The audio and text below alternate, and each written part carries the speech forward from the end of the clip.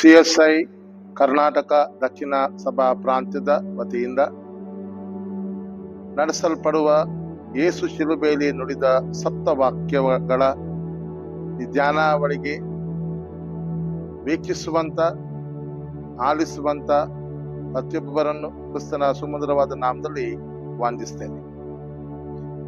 ಯೇಸು ಶಿಲುಬೆಯಲ್ಲಿ ನುಡಿದ ಮೊದಲ ವಾಕ್ಯ ಲೂಕನು ಬರೆದ ಸುವಾರ್ತೆ 23ನೇ ಅಧ್ಯಾಯ 34ನೇ ವಚನ. ತಂದೆಯೇ, ಅವರನ್ನು ಕ್ಷಮಿಸು, ತಾವು ಏನು ಮಾಡುತ್ತೇವೆಂದು ಅರಿಯರು. Father, forgive them, for they know not what they do. ಕರ್ತನಲ್ಲಿ ಪ್ರೀತಿಯುಳ್ಳ ದೇವಜನರೇ, ಗೆತ್ಸೇಮನೆಯಿಂದ ಕಲ್ವಾರಿಯವರೆಗೆ ಯೇಸು ಸ್ವಾಮಿ ಪಟ್ಟಂತ ಶ್ರಮೆ, ಬಾಧೆ ಅಪಾರವಾದದ್ದು. ಯೇಸುವಿನ ಇಡೀ ಜೀವನದಲ್ಲಿ ಮಾತ್ರವಲ್ಲದೆ ಆತನ ಶ್ರಮಭರಿತವಾದಂತ ಜೀವನದಲ್ಲೂ ಕೂಡ ತನ್ನ ಆಪ್ತನಾದಂತ ಯೂದನು ಯೇಸುವನ್ನು ಹಿಡಿದುಕೊಟ್ಟಂತಹ ಆ ದುಃಖ, ಆ ಒಂದು ನೋವಿನ ಸಂದರ್ಭದಲ್ಲೂ ಮಾತ್ರವಲ್ಲದೆ ಪೇತ್ರನು ಯೇಸುವನ್ನು ಅಲ್ಲಗಳೆದಂತ ಸಂದರ್ಭದಲ್ಲೂ, ಶಿಷ್ಯರು ಯೇಸುವನ್ನು ಬಿಟ್ಟು ಓಡಿ ಹೋದಂತ ಸಂದರ್ಭದಲ್ಲೂ, ಎಲ್ಲ ಘಟನೆಯ ನಿಮಿತ್ತವಾಗಿ ಯೇಸು ಮಾನಸಿಕವಾಗಿ ಮಾತ್ರವಲ್ಲದೆ ಶಾರೀರಿಕವಾಗಿ ಆತನು ಬಹಳಷ್ಟು ನೋವನ್ನು ಅನುಭವಿಸಿದ. ಮಾತ್ರವಲ್ಲದೆ ಯೇಸು ನಿರಪರಾಧಿಯಾಗಿದ್ದರೂ ಅಪರಾಧಿಯ ಸ್ಥಾನದಲ್ಲಿ ಆತನನ್ನು ನಿಲ್ಲಿಸಿ ಕೊರಡೆಯ ಪೆಟ್ಟು, ಒಂದು ಕಡಿಮೆ 40 ಅಂದರೆ 39 ಚಡಿ ಏಟುಗಳನ್ನು, ಮಾತ್ರವಲ್ಲದೆ ಯೇಸುವನ್ನು ಅಪಹಾಸ್ಯ ಮಾಡಿದಂತ ಘಟನೆ, ಯೇಸುವಿನ ಮೇಲೆ ಉಗುಳಿದಂತಹ ಘಟನೆ, ಮುಳ್ಳಿನ ಕಿರೀಟವನ್ನು ತಲೆಗಿಟ್ಟು ಒಡೆದು ಆತನನ್ನು ಹೀಯಾಳಿಸಿದಂತ ಸಂದರ್ಭ, ಮಾತ್ರವಲ್ಲದೆ ಭಾರವಾದಂತ ಕ್ರೂಜೆಯನ್ನು ಯೇಸುವಿನಿಂದ ಯೆರೂಸಲೇಮಿನಿಂದ ಕಲ್ವಾರಿಯವರೆಗೆ ಓರಿಸಿದರು ಎಂಬುದಾಗಿ ನಾವು ನೋಡ್ತೇವೆ. ಈಗ ಯೇಸು ಶಿಲುಬೆಯಲ್ಲಿ ತೂಗುತ್ತಿರುವಂತಹ ಸಂದರ್ಭ, ಸಿಪಾಯಿಗಳು ಆತನನ್ನು ಅಪಹಾಸ್ಯ ಮಾಡಿದರು. ಹೀಗೆ ಯೇಸು ಶಾರೀರಿಕವಾಗಿಯೂ ಮಾನಸಿಕವಾಗಿಯೂ ಬಳಲಿ ಹೋಗಿದ್ದಾನೆ. ಇಂತಹ ಎಲ್ಲ ಪರಿಸ್ಥಿತಿಗಳ ಮಧ್ಯದಲ್ಲೂ ಯೇಸುವಿನ ಹೃದಯಂತರಾಳದಿಂದ ಬಂದಂತ ಮಾತು, ತಂದೆಯೇ, ಅವರನ್ನು ಕ್ಷಮಿಸು ಎಂಬುದಾಗಿ. Father, forgive them. ಯೇಸುವಿಗೂ ದೇವರಿಗೂ ಇದ್ದಂತಹ ನಿಕಟವಾದಂತ ಸಂಬಂಧ ಈ ಮಾತಿನ ಮೂಲಕ ಕಂಡು ಬರ್ತದೆ. ಸಾಮಾನ್ಯವಾಗಿ ಮಾನವ ತೊಂದರೆಯನ್ನು ಅನುಭವಿಸುವಾಗ, ನೋವಿನಲ್ಲಿ ಸಾಗುವಾಗ, ತಮಗೆ ನೋವನ್ನುಂಟು ಮಾಡಿದವರು ಅಥವಾ ತೊಂದರೆಯನ್ನು ಕೊಟ್ಟವರು, ಬೇರೆ ಬೇರೆ ನುಡಿಗಳನ್ನು ನುಡಿದವರ ಮೇಲೆ ಸಾಮಾನ್ಯವಾಗಿ ಒಳ್ಳೆಯ ಆಲೋಚನೆಗಳು ಬರುವುದೇ ಇಲ್ಲ.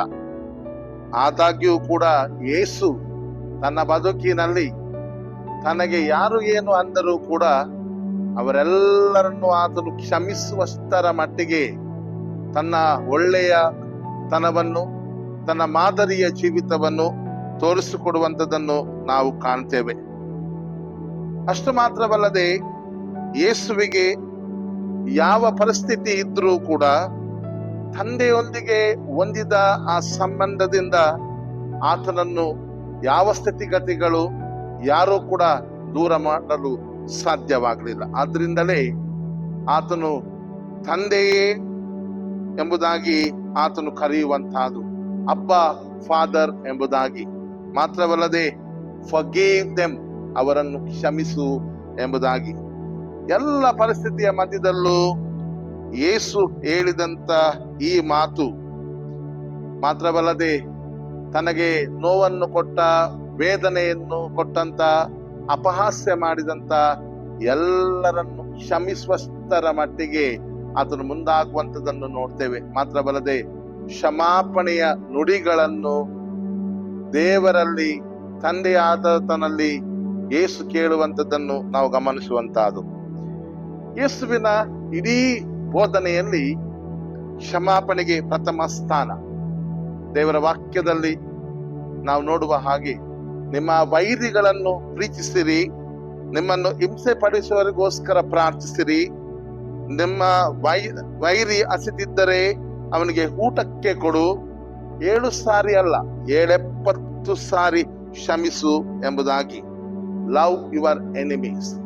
ಕರ್ತನಲ್ಲಿ ಪ್ರೀತಿಯುಳ್ಳ ದೇವ ಜನರೇ, ಯೇಸು ತನ್ನ ಜೀವನದಲ್ಲಿ ಏನು ಸಾರುತ್ತಾನೋ ಅದನ್ನೇ ಕಾರ್ಯರೂಪಕ್ಕೆ ತಂದದ್ದನ್ನು ನಾವು ಗಮನಿಸ್ತೇವೆ ಮತ್ತು ಅದನ್ನು ನೆರವೇರಿಸ್ತಾನೆ. ಆದ್ರಿಂದ ಶಿಲುಬೆಯಲ್ಲಿ ತೂಗಲ್ಪಟ್ಟಂತ ಯೇಸು, ಅಥವಾ ಇಡೀ ಆ ಶಿಲುಬೆಯನ್ನು ನಾವು ನೋಡುವುದಾದ್ರೆ, cross is not the symbol of revenge.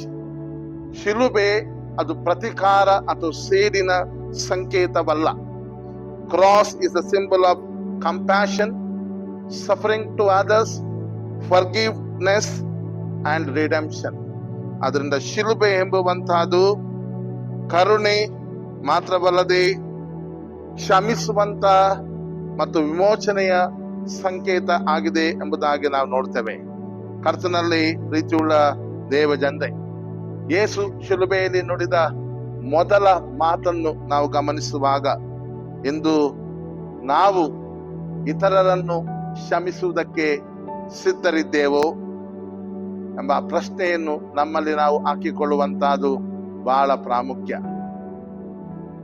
ಕರ್ತನ ಪ್ರಾರ್ಥನೆಯಲ್ಲಿ ಕೂಡ ನಾವು ನೋಡುವ ಹಾಗೆ, ಪ್ರತಿ ಸಲವೂ ನಾವು ಅರಿಕೆ ಮಾಡುವ ಹಾಗೆ, ತಪ್ಪು ಮಾಡಿದವರನ್ನು ನಾವು ಕ್ಷಮಿಸುವಂತೆ ನಮ್ಮ ತಪ್ಪುಗಳನ್ನು ಕ್ಷಮಿಸು ಎಂಬುದಾಗಿ. ಇವತ್ತು ನಮಗೆ ಅನ್ಯಾಯವೆಸಗಿದವರನ್ನು, ನಮಗೆ ನೋವನ್ನುಂಟು ಮಾಡಿದವರನ್ನು, ನಮಗೆ ನಿರಂತರವಾಗಿ ಹಿಂಸೆಯಲ್ಲಿ ನಮ್ಮನ್ನು ತಳ್ಳುವವರನ್ನು ನಾವು ಕ್ಷಮಿಸಲಿಕ್ಕೆ ಸಿದ್ಧರಿದ್ದೇವೋ? ಪ್ರಾಯೋಗಿಕವಾಗಿ ಕಷ್ಟ ಸಾಧ್ಯ. ಆದಾಗ್ಯೂ ಯೇಸು ನಮಗೆ ತೋರಿಸಿಕೊಟ್ಟಂತ ಈ ಒಂದು ಮಾದರಿಯಾದಂತ ಜೀವನ, ನಾವು ಇತರರನ್ನು ಕ್ಷಮಿಸುವುದಕ್ಕೆ ಸಿದ್ಧರಿರುವುದಾದ್ರೆ ನಮ್ಮ ಜೀವಿತಗಳಲ್ಲೂ ನಾವು ಅದ್ಭುತವನ್ನು ಕಾಣಲಿಕ್ಕೆ ಸಾಧ್ಯ. ಮಾತ್ರವಲ್ಲದೆ ನಾವು ನಮ್ಮ ಸಹಮಾನವರನ್ನು, ನಮ್ಮ ನೆರೆಹೊರೆಯವರನ್ನು, ನಮ್ಮ ಸಹಪಾಠಿಗಳನ್ನು, ಆಪ್ತರನ್ನು ಒಂದು ವೇಳೆ ಕ್ಷಮಿಸುವುದಾದ್ರೆ, ನಾವು ಇನ್ನೊಬ್ಬರೊಂದಿಗೆ ಅಥವಾ ಸಮಾಜದೊಂದಿಗೆ, ಸಭೆಯೊಂದಿಗೆ, ಕುಟುಂಬದೊಂದಿಗೆ ಉತ್ತಮವಾದಂತ ಸಂಬಂಧವನ್ನು ಇರಿಸುವುದಕ್ಕೆ ಸಾಧ್ಯ. ಆದ್ರಿಂದ ಕರ್ತನಲ್ಲಿ ಪ್ರೀತಿಯುಳ್ಳ ದೇವ ಜನರೇ, ಮುರಿದು ಹೋದ ಸಂಬಂಧಗಳನ್ನು ಕ್ಷಮಾಪಣೆ ಅದು ಬೆಸೆಯುವಂತದ್ದಾಗಿದೆ, ಒಂದುಗೂಡಿಸುವಂತದ್ದಾಗಿದೆ. ಕ್ಷಮಾಪಣೆಗೆ ಸಿದ್ಧವಿಲ್ಲದ ಮನಸ್ಸು ಸಾವಿರಾರು ತೊಂದರೆಗಳಿಂದ, ಡಿಸ್ಟರ್ಬ್ಗಳಿಂದ ಅದು ಮುಂದುವರಿಯುವಂತದ್ದಾಗಿದೆ.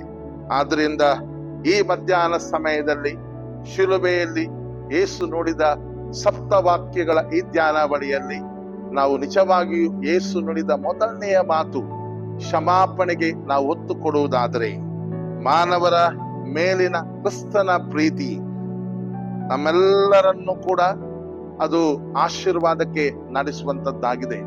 ಯೇಸು ತನ್ನನ್ನು ವಿರೋಧಿಸಿದವರನ್ನು ಕ್ಷಮಿಸಿದ ಹಾಗೆ ನಾವು ಇತರರನ್ನು ಕ್ಷಮಿಸುವುದಕ್ಕೆ ಸಿದ್ಧರಾಗೋಣವೇ. ದೇವರು ನಮ್ಮೆಲ್ಲರನ್ನು ಆಶೀರ್ವದಿಸಿ ನಡೆಸಲಿ. ಆಮೇಲೆ ಪ್ರಾರ್ಥನೆ ಮಾಡುವ. ಕೃಪೆಯುಳ್ಳ ನಮ್ಮ ದೇವರೇ, ರಕ್ಷಕನಾದ ಯೇಸು ಕ್ರಿಸ್ತನೇ, ಈ ಮಧ್ಯಾಹ್ನ ಸಮಯಕ್ಕಾಗಿ ಸ್ತೋತ್ರ. ದೇವರ ವಾಕ್ಯ ನಮ್ಮೆಲ್ಲರ ಜೀವಿತಗಳಲ್ಲಿ ಕಾರ್ಯವನ್ನು ನಡೆಸಿ ನಾವು ಇತರರನ್ನು ಕ್ಷಮಿಸುವುದಕ್ಕೆ ಸಿದ್ಧರಿರುವ ಹಾಗೆ ನಮ್ಮನ್ನು ನಡೆಸು. ಜೊತೆಯಾಗಿ ಪ್ರೀತಿಯಿಂದ, ಒಗ್ಗಟ್ಟಿನಿಂದ, ಐಕ್ಯತೆಯಿಂದ ಬಾಳ್ವೆ ಮಾಡುವ ಹಾಗೆ, ಈ ಮೂಲಕ ಕ್ರಿಸ್ತೀಯ ಸಂಬಂಧ ಮತ್ತಷ್ಟು ಬಲಗೊಳ್ಳುವ ಹಾಗೆ ನೀ ನಮಗೆ ಸಹಾಯ ಮಾಡಿ ಎಂದು ಪ್ರಾರ್ಥಿಸಿ ಯೇಸುವಿನ ನಾಮದಲ್ಲಿ ಬೇಡಿ ಹೊಂದಿದ್ದೇವೆ ನಮ್ಮ ದೇವರೇ. ಆಮೀನ್.